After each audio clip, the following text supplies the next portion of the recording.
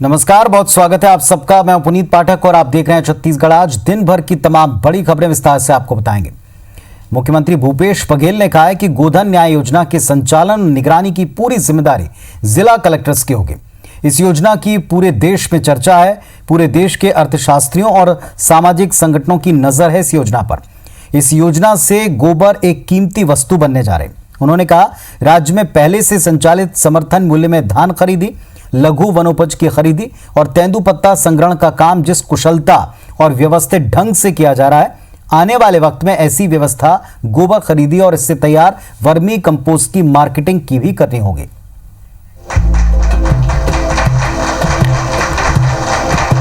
मुख्यमंत्री निवास में वीडियो कॉन्फ्रेंसिंग के जरिए आयोजित कलेक्टर्स की बैठक में सीएम ने गोधन न्याय योजना के प्रतीक चिन्ह का विमोचन किया।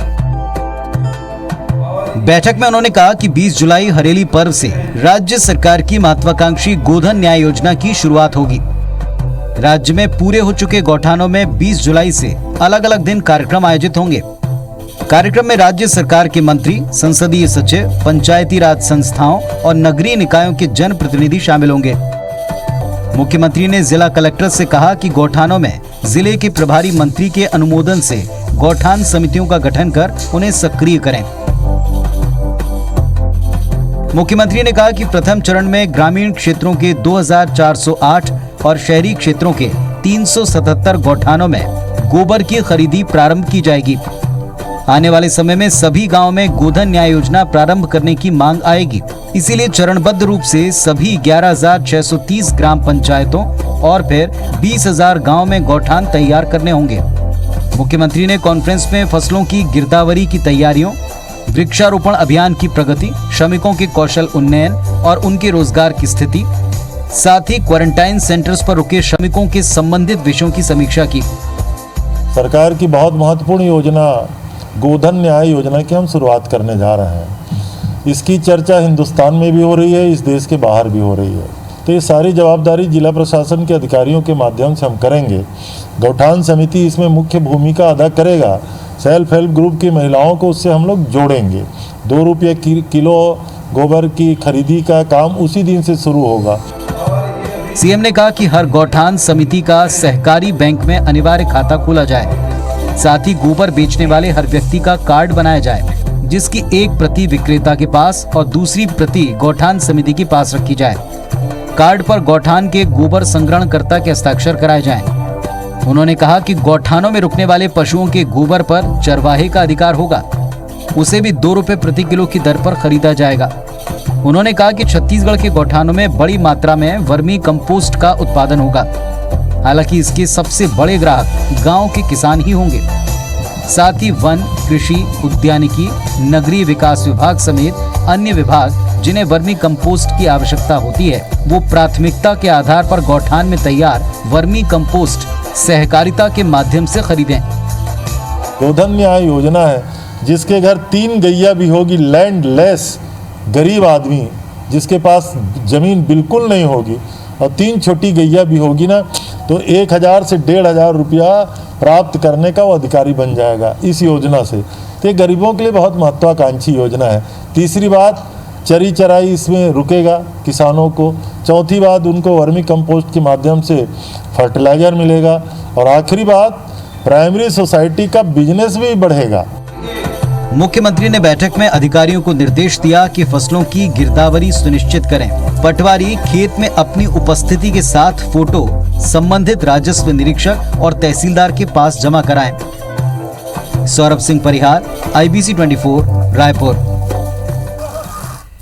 और इससे जुड़ी एक बड़ी खबर इस वक्त रायपुर से हमको मिल रही है। गौठान के लिए 10 करोड़ रुपए मंजूर किए गए हैं। सीएम भूपेश ने गौठानों के लिए 10 करोड़ की राशि मंजूर की है। 2,502 गौठानों को 40-40 हजार रुपए मिलेंगे। सुराजी गांव योजना के तहत ये राशि दी जाएगी। बड़ी खबर रायपुर से, गौठान के लिए 10 करोड़ रुपए मंजूर किए हैं। सीएम भूपेश बघेल ने गौठानों के लिए 10 करोड़ की राशि मंजूर कर दी। 2502 गौठानों को 40-40 हजार रुपए दिए जाएंगे। सुराजी गांव योजना के तहत ये राशि स्वीकृत हुई है।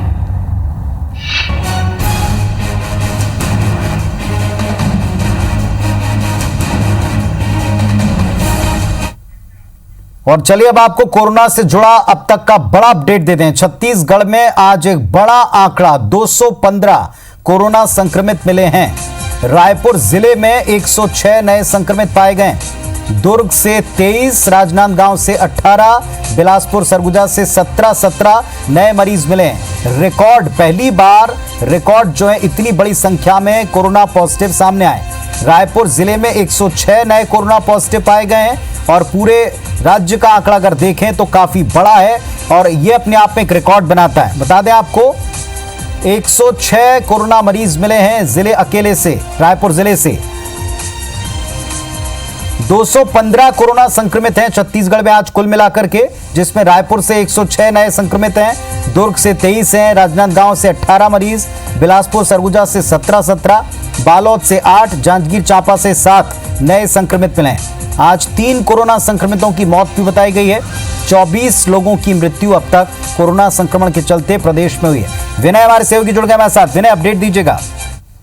बड़ी संख्या में आज कोरोना मरीज मिले हैं। रायपुर से ही 100 के पार हो जाना, प्रदेश में 200 का पार हो जाना, ये बहुत बड़े जो खतरा है उसको दर्शाता है। हालांकि स्वास्थ्य विभाग पहले भी ये कहता है कि कहीं न कहीं लोगों को ये तैयार हो जाना चाहिए कि बड़े आंकड़े चाहिए और इसके साथ केवल जो सावधानी है वही बचाव है। जब तक कि वैक्सीन नहीं आती है, लोगों को भी समझना होगा कि जब तक वैक्सीन नहीं आती लोगों को इससे डरना चाहिए। कहीं कहीं लोगों को ये मानना चाहिए सामने वाले को कोरोना है, इसी वजह से ये एक बात लोगों को बचा सकती है, लेकिन लापरवाही जारी है। स्वास्थ्य विभाग लगातार जो अपने जांच का दायरा है वो बढ़ा रहा है, उससे भी मरीज मिले हैं। लेकिन सबसे जो खतरे वाली बात है पूरी कि एक मरीज कई लोगों को जो संक्रमित कर रहा है, ये सबसे बड़ी चौंकाने वाली बात और डराने वाली बात दोनों है। क्योंकि आज देखेंगे कि लगातार एक मरीज पहले अभनपुर में थी, वो काफी लोग को संक्रमित की। बीरगांव में ऐसे ही फैलता गया, बड़े स्तर पे कोरोना वहां पे संक्रमण फैला। सिटी में अब बीच में आ गया है। आज जो एक परिवार को उसमें से 15 से अधिक लोगों को संक्रमण हुआ है। इसके अलावा अगर आश्रम के पीछे जो मंगल बाजार है वहां देखेंगे तो एक पुराना जो युवक था वो अब तक उसके जो आंकड़े हैं चौंकाने वाले रहेंगे। 50 पास में वो लोगों को संक्रमित कर चुका है। कहीं न कहीं आंकड़े बढ़ाने में इनका भी योगदान है। लोगों को खुद से जागरूक होना पड़ेगा और सबसे बड़ी बात है कि जो एक निकल के आ रही है कि जब लोगों को जो संक्रमण होता है उनके लक्षण दिखाई देते हैं, लोग जांच कराने जाते हैं और वापस घर आ जाते हैं। उसके बाद से 2 दिन बाद जब रिपोर्ट आती है तब उन्हें अगर पॉजिटिव आता है तो उन्हें अस्पताल में एडमिट किया जाता है। उस दौरान ये तब तक काफी लोगों को संक्रमण फैला दे रहे हैं, ऐसा जो स्वास्थ्य विभाग है उसकी तरफ से अंदेशा जताया जा रहा है। तो इसको लेकर के स्वास्थ्य विभाग को जरूर तैयारी करनी होगी। अगर ऐसा नहीं करेंगे तो आंकड़े कहीं न कहीं बहुत बड़े स्तर पर बढ़ते जाएंगे। अब माना अस्पताल को, सिविल अस्पताल को, उसको भी वापस शुरू किया जा रहा है। पिछले दिनों संक्रमण वहां बढ़ा था जिसे कारण से बंद कर दिया गया था। अब वहां पर सैनिटाइजेशन का काम पूरा हो चुका है और वापस से उसे शुरू किया जाएगा। वहां पर जो लोग डॉक्टरों की ड्यूटी वहां लगाई जाती है। इसके अलावा कॉन्टेक्ट ट्रेसिंग का जो दायरा है वो भी बढ़ाने की कोशिश की जा रही है।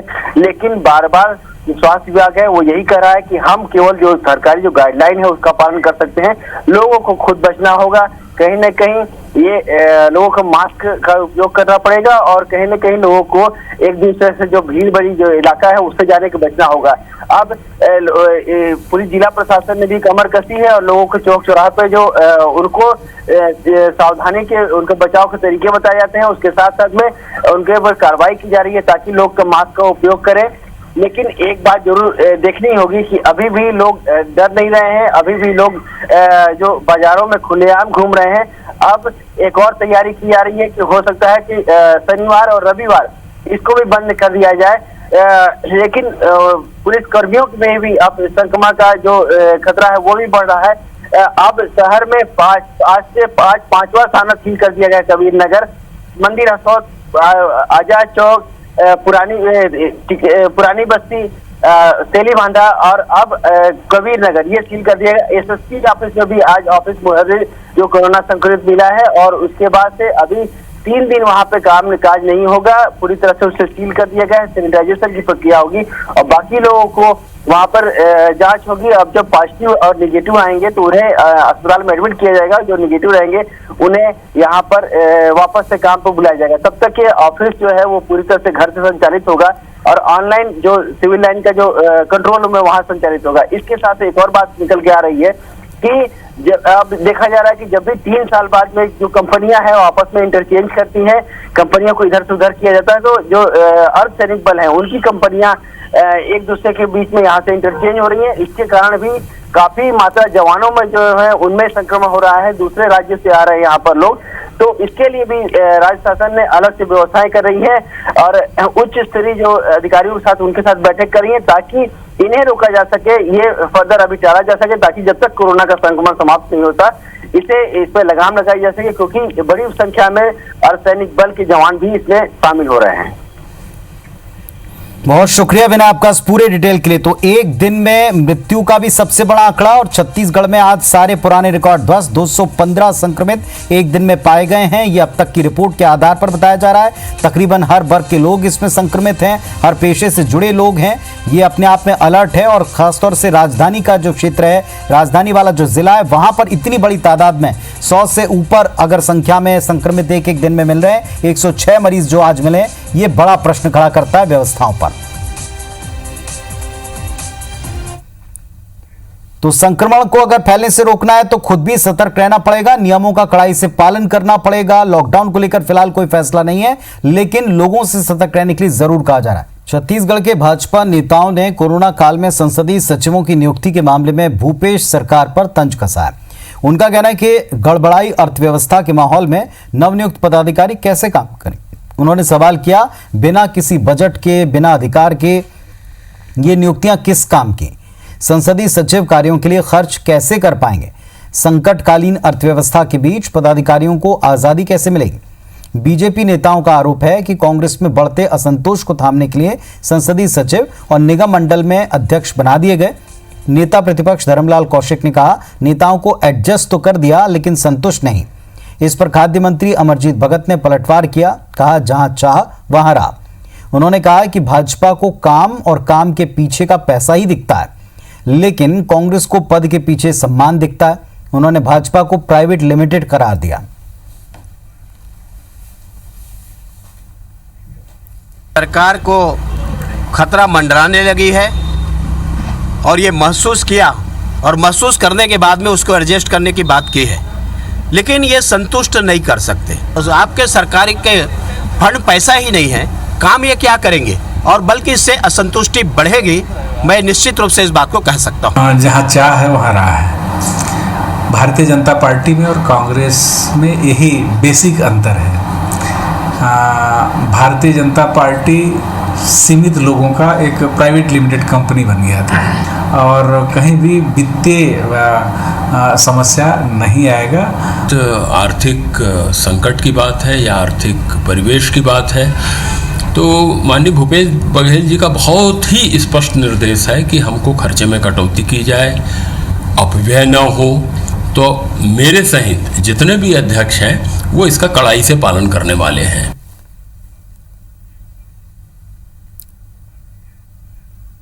हमारे साथ में भारतीय जनता पार्टी की तरफ से संजय श्रीवास्तव जी जुड़ गए हैं। संजय जी, बीजेपी का कहना है कि कैसे ये काम करेंगे क्योंकि फंड की कमी है, अर्थव्यवस्था की हालत गड़बड़ाई है, लेकिन कांग्रेस कहती जहां चाह वहां राह, बीजेपी प्राइवेट फर्म की तरह चली है। देखिए पुनीत जी, वास्तव में सवाल तो खड़ा होगा ही, क्योंकि जिस तरीके से 15 संसदीय सचिवों की नियुक्ति, 32 निगम मंडल के अध्यक्ष, उपाध्यक्ष और सदस्यों की नियुक्ति जो आनंद फानंद में हुई है, ये कहीं ना कहीं संकेत तो दूसरी तरह से दिखा रहा है, जिस पर मैं आज बहुत ज्यादा टिप्पणी नहीं करना चाहता। लेकिन वास्तव में आज के समय, जब कोरोना संकट के समय इस सरकार की, जो सरकार ने स्वयं इस बात को स्वीकार किया कि इनकी वित्तीय स्थिति ठीक नहीं है, और ऐसे समय में इतनी बड़ी मात्रा में नियुक्ति करना, इस बात को कहीं न कहीं स्पष्ट रूप से दिखाई दे रहा है कि सफेद हाथी पालने का काम ये करे हैं, बाकी कुछ नहीं है, और लोगों को संतुष्ट करने का काम कांग्रेस कर रही है। लेकिन अब मुझे ऐसा लगता है कि अब इस सरकार को किसी के सामने रोना और गिड़गिड़ाना नहीं चाहिए। एक तरफ आप कहते हैं कि आर्थिक स्थिति ठीक नहीं है, दूसरी तरफ आप नियुक्ति करते हैं। ये कौन सा सिद्धांत है, कौन सा वैज्ञानिक है, कौन सा कांग्रेसी वैज्ञानिक है, मुझे समझ में नहीं आ रहा। हो सकता है गांधी परिवार का कोई वैज्ञानिक हो, लेकिन दोनों बातें एक साथ एक समय, इस तरह की चीजें वास्तव में प्रश्न चिन्ह खड़ा करती है कांग्रेस की कार्यप्रणाली को। लेकिन क्या पहले से इस पर प्रश्न खड़े करना उचित है? जो कांग्रेस का कहना, मंत्री का कहना है कि हम काम करके दिखाएंगे, हमारे भीतर चाह है, हम आगे काम करेंगे, और बीजेपी देखिए पुनीत जी, हमें मालूम है 15 वर्षों के पश्चात इस प्रदेश के अंदर में एक बड़ा बहुमत कांग्रेस पार्टी को मिला था और 5 साल के लिए सरकार काम करेगी, हमें भी मालूम है क्योंकि हम 15 वर्ष सरकार में रहे, हमारा काम है विपक्ष में। लेकिन ये सरकार काम करने के पहले कहती बहुत ज्यादा, शायद आपको भी याद होगा इस आईबीसी के अंदर में भी हमने कई बार चर्चाएं की होंगी कि खुद मुख्यमंत्री जी, खुद कांग्रेस की सरकार ने इस बात को कहा था कि जो निगम मंडल घाटे के हम उनमें नियुक्ति नहीं करेंगे, हम इसकी समीक्षा कर रहे हैं, हम कटौती कर रहे हैं, यहाँ तक कि शासकीय कैलेंडर नहीं छपवा के, डायरी नहीं छपवा के ये पैसा बचा रहे थे। अर्थात अब ये इतनी बड़ी नियुक्तियां, सीधी सी बात है कि खर्च तो होने, जब ऑफिस मैनेजमेंट से लेके यदि कुछ भी नहीं करेंगे तो भी लाखों करोड़ रुपए का खर्च होना है। इसीलिए मैं सवाल कर रहा हूं, ये कौन सा सिद्धांत है कांग्रेसी सिद्धांत, मुझे समझ में नहीं आता। कहते आप हैं इसलिए सवाल है, आप यदि नहीं कहते तो हम सवाल नहीं खड़ा करते। आपने ही कहा था कि हम नहीं करेंगे ये सब, लेकिन आप कर रहे हैं इसलिए सवाल खड़ा होगा। चलिए, हमारे साथ में घनश्याम राजू तिवारी जुड़ गए हैं कांग्रेस पार्टी की तरफ से। घनश्याम जी, बीजेपी का साफ तौर पर कहना, जो नियुक्तियां की गई संतुष्ट तो कर दिया है, किसी तरीके से एडजस्ट करने की कोशिश की, लेकिन काम नहीं कर पाएंगे तो फिर किस काम के सारे पद? देखिए पुनीत जी, मुझे तो ये समझ में नहीं आता है कि काम कर पाएंगे नहीं कर पाएंगे। इसका आकलन विपक्ष को करना जरूर चाहिए, लेकिन नियुक्तियां हुई अभी 24 घंटे नहीं हुई है और भारतीय जनता पार्टी अभी इसका आकलन और समीक्षा भी करने लग गई। मुझे तो दुख इस बात का होता है कि संजय श्रीवास्तव जी आरडीए के अध्यक्ष रहे, संजय श्रीवास्तव जी प्रदेश भारतीय जनता पार्टी के प्रवक्ता रहे हैं, 15 वर्षों तक सरकार और सत्ता में रहने का अनुभव प्राप्त है और वो जिस प्रकार की बातें कह रहे हैं कि कांग्रेस किस आइडियोलॉजी से और किस विचारधारा से काम कर रही है। भाई, कांग्रेस में तो किसी भी नियम को अगर लाया है या किसी भी प्रावधान में अगर नियुक्तियां की है तो वो एक प्रक्रिया है, उस प्रक्रिया के आधार पर नियुक्तियां हुई है। और मैं तो ये कहता हूं कि किसी को अगर अवसर मिला है तो उसके अवसर के लिए कुछ समय देना चाहिए कि उसकी कार्यप्रणाली क्या होती है, क्या नहीं होती है, उस पर उंगलियां उठाएं। फंड कहां से लाएंगे? बार बार ये सवाल विपक्ष उठा रहा है। जी पुनीत जी, फंड कहां से लाएंगे, ये विपक्ष का बार बार सवाल है।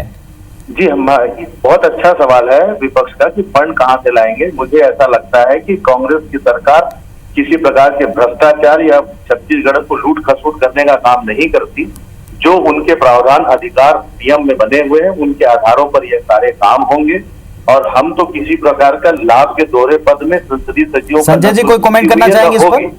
अब मैं समझता हूँ हमने 1.5 वर्षों में ये देख लिया पुनीत जी, 1.5 वर्षों में ये सरकार असफल है, हर पल ये सरकार रोती है वित्तीय व्यवस्थाओं को। इसलिए तो हमारा तो सुझाव है, एक सकारात्मक सुझाव है कि आप इस तरह के बर्डन क्यों ले रहे हैं, सरकार क्यों ले रही है। जब और ये जो पदों पर, विभिन्न पदों पर जो सम्मानजनक पद है, तमाम प्रकार करने का अवसर मिलना चाहिए। केवल टोकन के रूप में हम सब कुछ करने के लिए ऐसे लोगों को बैठाएं तो मुझे लगता है ये भी सरकार की नीयत ठीक नहीं है। केवल कोई ओर्नामेंट नहीं होना चाहिए, आर्टिफिशियल नहीं होना चाहिए, उनको भी काम करने का अवसर मिलना चाहिए। चलिए, जो आरोप लगे कुछ वक्त बाद जब ये काम करना शुरू करेंगे तमाम अध्यक्ष, तब इसके बाद स्पष्ट हो पाएगा कि नियुक्तियां केवल एडजस्ट करने की बात थी या वाकई कुछ काम हो रहा है। बहुत शुक्रिया आप दोनों का जुड़ने के लिए।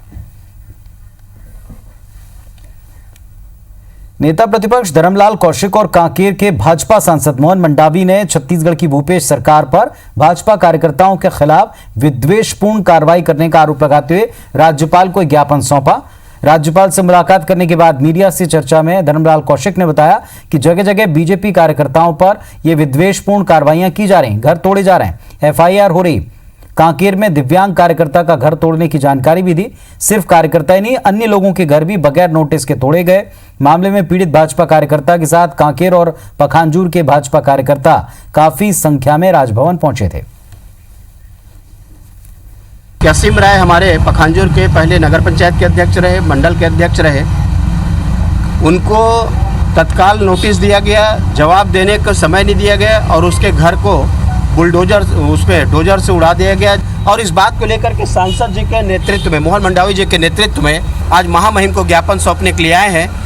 फर्जरी काम करके इनको परेशान किया जा रहा है हमारे कार्यकर्ताओं को, इसलिए हम आज महामहिम माननीय राज्यपाल जी से मुलाकात किए और उन्होंने भी आश्वासन दिए हैं कि इनका विशेष रूप से जांच कमेटी हम गठन कराएंगे।